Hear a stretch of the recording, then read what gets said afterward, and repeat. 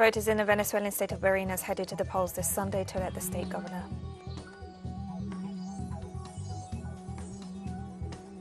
West African leaders gathered in Ghana's capital, Accra, on Sunday decided to impose fresh sanctions on Mali over the delayed transition from military rule.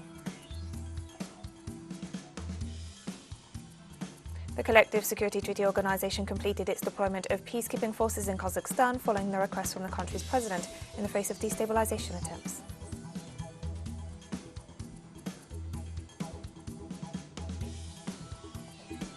From the headquarters of TeleSUR English in Havana, Cuba, this is From the South, and I'm Katrina Goss. We begin in Venezuela, where voters in the southwestern state of Barinas headed to the polls to elect their next state governor. The official results are expected shortly. 3 candidates are in the running for the governorship. For the Great Patriotic Pole Alliance, former Foreign Minister Jorge Ariasa, representing the opposition Democratic Unity Roundtable Coalition is Sergio Garrido, and Claudio Fermin is the candidate for the Solutions for Venezuela party.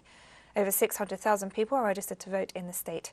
The regional director of the National Electoral Council confirmed that all voting materials and machines, as well as the necessary biosecurity measures, were in place for this Sunday's vote.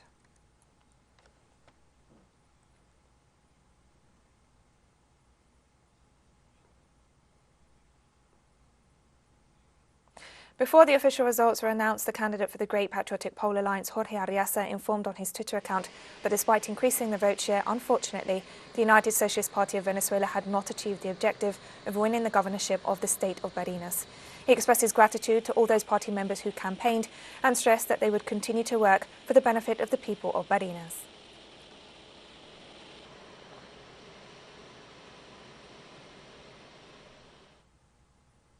And earlier in the day, the commander of the Los Llanos Integral Defense Network, Santiago Infante, informed that troops had been deployed across the state of Barinas to ensure the security of the elections. More than 24,000 members of the Civil Military Police Union have been deployed in Barinas State to guarantee the execution of Operation Barinas in support of the activities programmed by the National Electoral Council for the election of the governor of Barinas State, January 2022. After casting his ballot, Jorge Arias, the candidate for governor of Barinas for the Great Patriotic Pole Alliance, called on voters to turn out to the polls.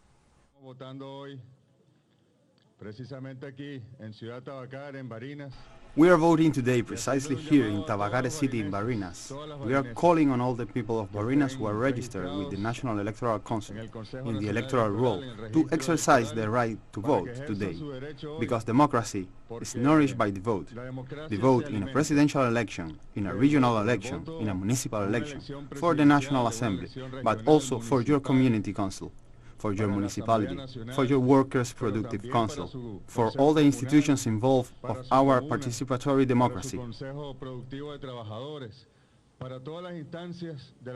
Jorge Arias also thanked the National Electoral Council for its work in ensuring that everything was in place for this Sunday's vote. The most important incident I can report is that in record time, at 8 o'clock in the morning, all the voting tables were set up and turnout is flowing smoothly. There were some incidents. Remember that vote buying was detected on November 21st, and as such the institutions are present. The armed forces with the Republican plan, the Public Prosecutor's Office, the justice system is also paying attention to those situations that constitute an electoral offense and that must be prevented by all means. Overall, we are in peace, tranquility, and exercising our right to vote in Barinas. Thank you very much. Opposition candidate for the Solutions for Venezuela party, Claudio Fermin, stated that he would promote and defend pluralism and work towards a prosperous Venezuela if elected state governor. We have completed a campaign for Venezuela. We have always believed in participation. We have promoted and defended pluralism. There are different points of view, but this candidacy is for pluralism. It is for inclusion, and in the name of those values, in the name of the reconciliation that Venezuela needs, in order to see investment, more jobs, for us to be able to move forward against poverty in a real way, with our feet firmly on the ground. We have Opposition candidate for the governor of Barinas, Sergio Garrido, representing the Democratic Unity Roundtable Coalition, expressed confidence in the electoral process taking place this Sunday. Garrido exercised his right to vote at noon before offering statements to the press, calling on citizens of Barinas not to miss the opportunity of participating in this election.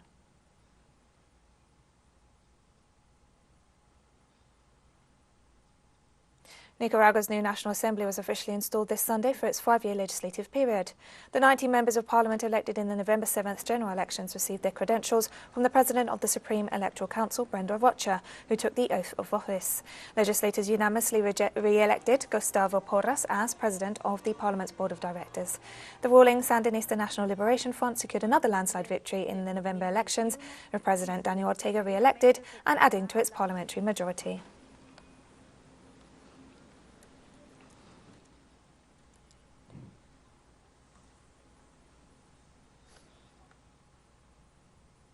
Argentina's automotive production increased by 69% in 2021 compared to 2020. Meanwhile, according to data provided by the Association of Automotive Manufacturers, exports rose 88% year-on-year. We have more with our correspondent Carolina Silvestre.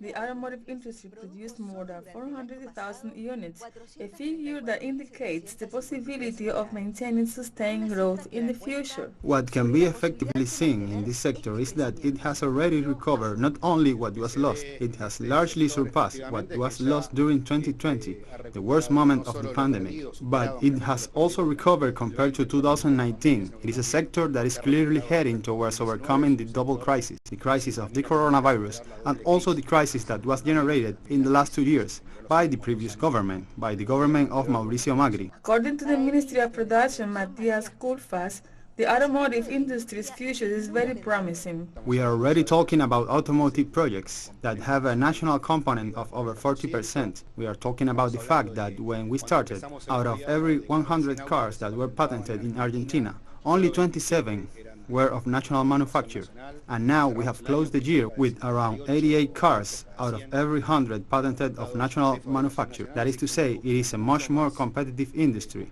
much more productive, with more national components, generating many jobs. Regarding exports, the president of the Association of Automotive Manufacturers, Martin Galdeano, reported that they increased by 82% and offered details on what remains to be done. Some laws that are in Congress, such as the Automotive Industry Promotion Law and the Sustainable Mobility Law, that are key to the future and the long term of our industry. General Secretary of the Argentine Union of Mechanical and Allied Automotive Transportation, Ricardo Pinanelli, expresses similar views.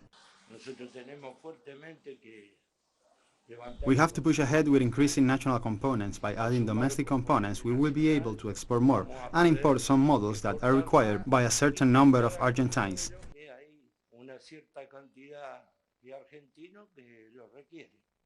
With a positive balance for 2021, the automotive industry projects a production increase of around 28% and export growth of 34% for the current year.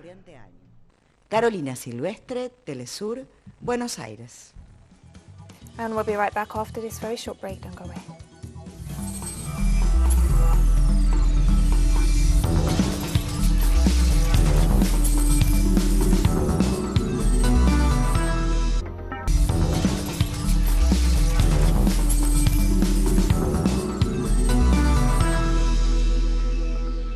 Welcome back to From the South. West African regional leaders imposed new sanctions on Mali on Sunday, suspending most commerce and financial aid to the country after its military rulers said they would stay in power for 4 more years instead of holding an election next month as promised.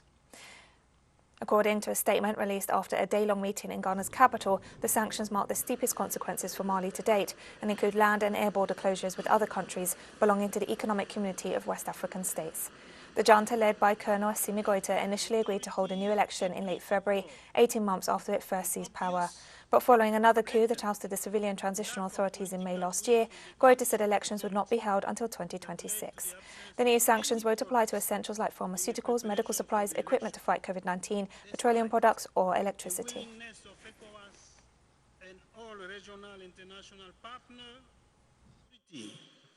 Find the proposed chronogram for a transition totally unacceptable. This chronogram simply means that an illegitimate military transition government will take the Malian people hostage during the next 5 years. The authority reiterated its call for the transition authorities to focus on activities geared toward an expeditious return to constitutional order. Leaders of Somalia have set a final date to hold parliamentary elections after repeated delays to the process. Authorities announced on Sunday they had struck a deal to wrap up the elections by February 25th after several days of talks hosted by Prime Minister Mohamed Hussein Roble with state leaders to try to defuse a bitter political crisis. Roble and President Mohamed Abdullahi Mohamed, better known by his nickname Farmajo, have long been at loggerheads over the long-delayed elections, with fears the divides could erupt into violence. Voting follows a complex indirect model whereby state legislators and clan delegates pick lawmakers for the National Parliament, who in turn choose the President. Nearly 30,000 clan delegates are assigned to choose the 275 members of the lower house, while Somalia's 5 state legislators elect senators for the 54-member upper house.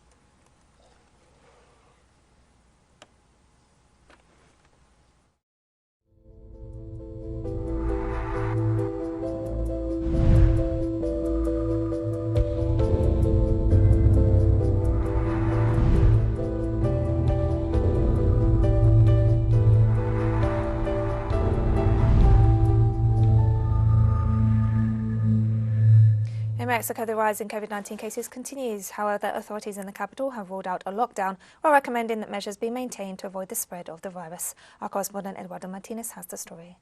Continue in Mexico City despite the increase in cases of COVID-19 that has been registered in the last few weeks. Andrea Diaz expects the situation to be kept under control in order to be able to return to face-to-face classes. I don't feel so worried anymore, because I already have the 2 vaccine shots and I have been taking care of myself with sanitizers and healthy distancing.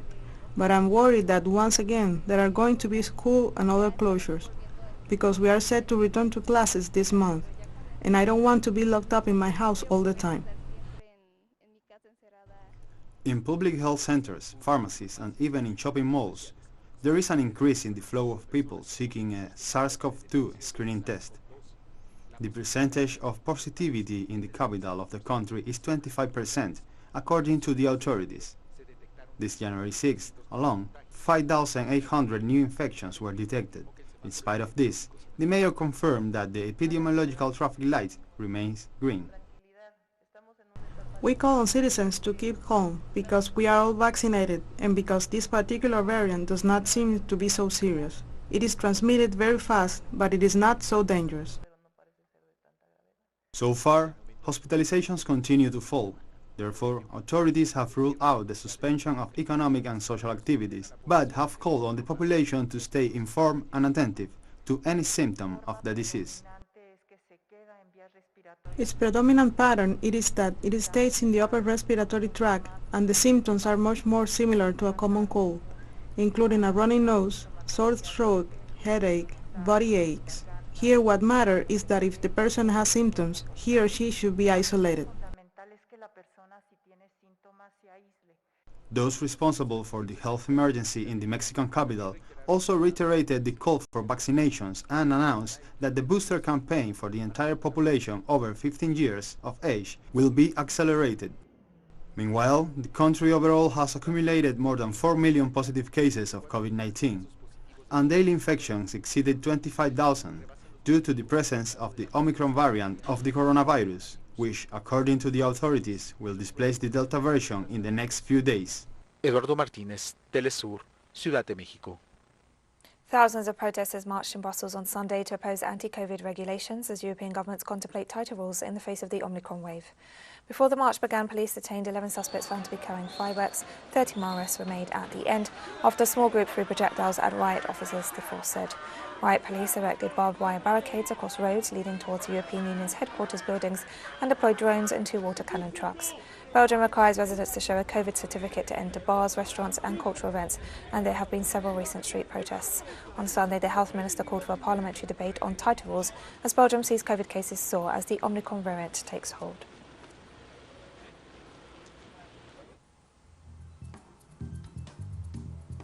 We have more stories coming up after this final short break. Stay with us.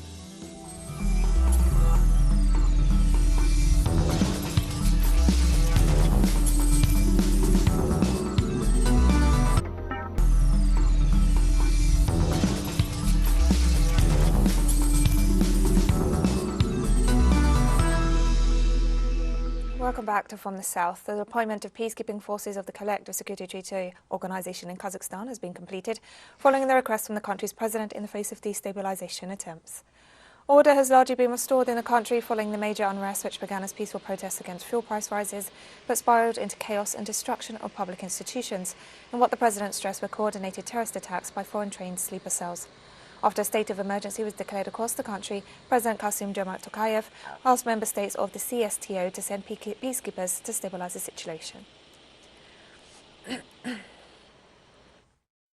Following the decision of the Collective Security Council of CSTO, the collective peacekeeping forces have finished deployment to the Kazakhstan Republic. The units of the peacekeeping forces are currently protecting vital military, state and socially important sites in the city of Almaty and nearby districts. The situation on the territory of the Republic of Kazakhstan is stabilizing and is under control of the authorities.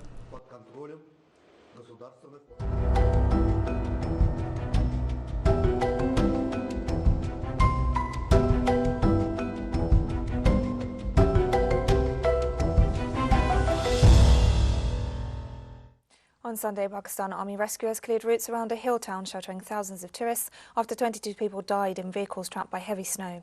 The resort town of Murree, around 70 kilometers northeast of the capital Islamabad, was inundated with tourists and day trippers last week after unusually heavy snow turned it into a winter wonderland. But a blizzard from Friday onwards dumped 4 feet of snow, blocking narrow roads leading in and out of the town, which clings to steep hills and valleys at an altitude of more than 2,000 meters. Stuck in their cars overnight, 22 people died from the cold or carbon monoxide poisoning from exhaust fumes. Among them were 10 children. I started crying and praying. Papa told me that I am with you and nothing will happen.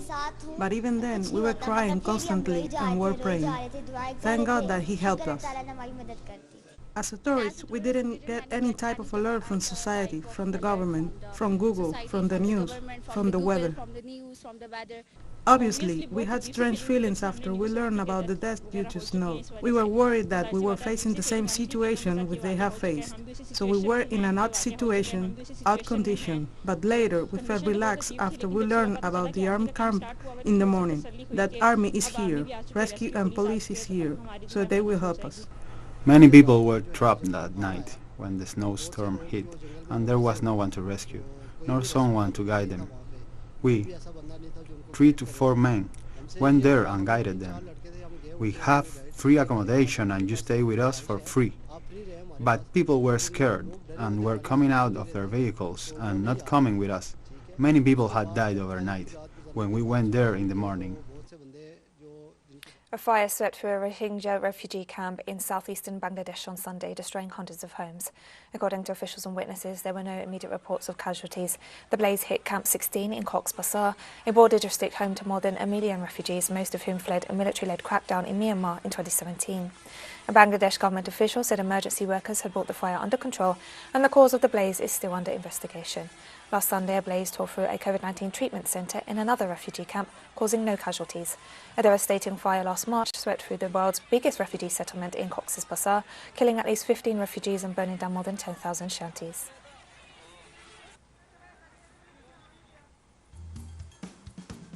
And we've come to the end of this news brief. Remember, you can find these and many other stories on our website at telesurenglish.net, and you can also follow us on social media for all the latest news. We're on Facebook, Twitter, Instagram and Telegram. For TeleSUR English, I'm Katrina Goss. Thank you for watching.